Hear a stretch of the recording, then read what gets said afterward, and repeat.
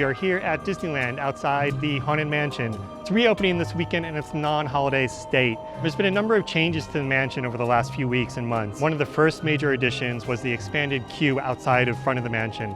The expanded queue brings out the narratives of a number of characters that you see inside the ride.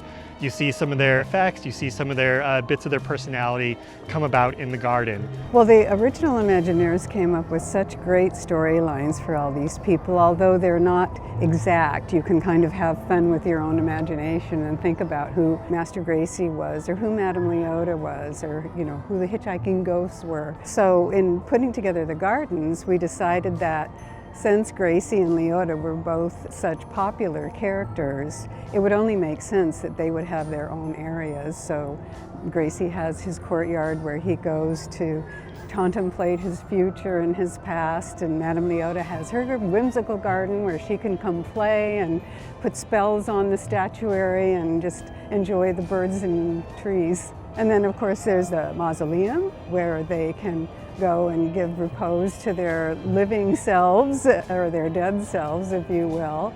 And also a beautiful greenhouse, an old Victorian greenhouse, where you imagine that they would come out and enjoy the very weird plants that the gardener loves to plant. There's also been the expansion of a new gift shop right outside the exit of the attraction. That is themed to Madame Leota. So there's a lot of purple hues, there's a lot of fortune tellers sort of tweaks and narratives. There's a lot of tarot cards throughout the place. There's crystal balls. You also see some nods to the original Imagineer, Leota Tombs.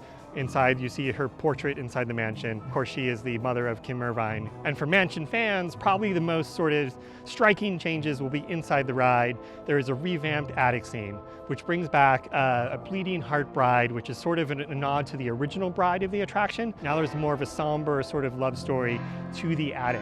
But it's also got an incredible new illusion that I think is going to really impress guests.